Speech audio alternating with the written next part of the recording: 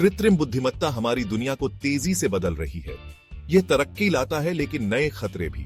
ऐसा ही एक खतरा है डीपफेक। डीपफेक एआई से बने वीडियो या ऑडियो रिकॉर्डिंग होते हैं।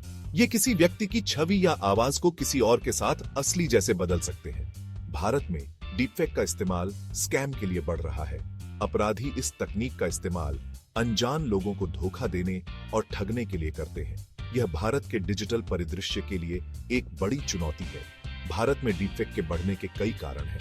पहला, स्मार्टफोन और इंटरनेट का व्यापक उपयोग स्कैमर्स के लिए संभावित पीड़ितों तक पहुंच आसान बनाता है। दूसरा, डीपफेक और उनके संभावित खतरों के बारे में जागरूकता की कमी है।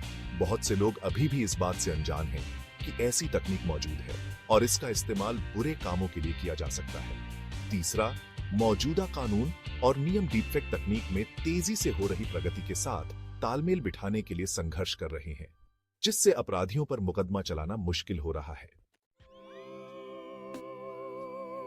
डीपफेक स्कैम सिर्फ एक सैद्धांतिक खतरा नहीं है, यह भारत में एक कठोर वास्तविकता है। कई मामले इस तकनीक के विनाशकारी प्रभाव को उजागर करते हैं। मदुरई में एक सेवानिवृत्त बैंकर को आवाज की नकल करके फिरौती का फोन आया। कॉल में उसके बेटे की आवाज की नकल की गई थी, जिसमें 5,000 रुपए की मांग की गई थी। कोझिकोड में एक 73 वर्षीय सेवानिवृत्त सरकारी कर्मचारी पीएस राधाकृष्णन ने 40,000 रुपए गंवा दिए।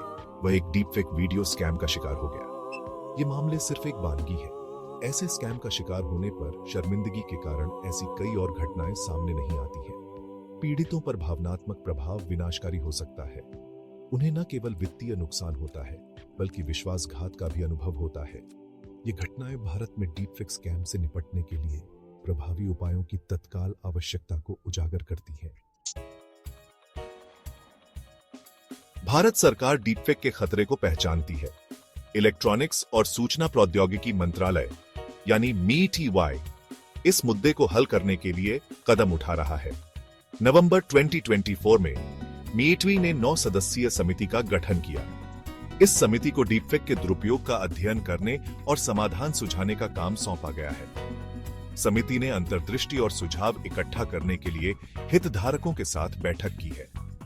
भारत में मौजूदा कानून हैं, जिनका इस्तेमाल डीपफेक स्कैम से निपटने के लिए किया जा सकता है। सूचना प्रौद्योगिकी अधिनियम 2000 और आईटी नियम 2021 साइबर अपराधों से निपटने के लिए एक ढांचा प्रदान करते हैं। हालांकि डीपफेक के संदर्भ में इन कानूनों को लागू करना चुनौतीपूर्ण हो सकता है। सरकार इन कानूनों को मजबूत करने और प्रवर्तन तंत्र में सुधार करने के तरीके तलाश रही है। इसमें कानून प्रवर्तन एजेंसियों को डीपफेक से संबंधित अपराधों की जांच और मुकदमा चलाने के लिए जरूरी उपकरण और प्रशिक्षण प्रदान करना शामिल है। सरकार एक महत्वपूर्ण भूमिका निभाती है, लेकिन डीपफेक का मुकाबला करने के लिए बहुआयामी दृष्टिकोण की आवश्यकता होती है। जन जागरूकता सबसे जरूरी है। लोगों को डीपफेक के बारे में शिक्षित करने की जरूरत है कि वे कैसे बनाए जाते हैं और उन्हें कैसे पहचाना जाए। इसमें संदिग्ध अनुरोधों से सावधान रहना, कई स्रोतों से जानकारी की पुष्टि करना और ऑनलाइन व्यक्तिगत जानकारी साझा करने को लेकर सतर्क रहना शामिल है।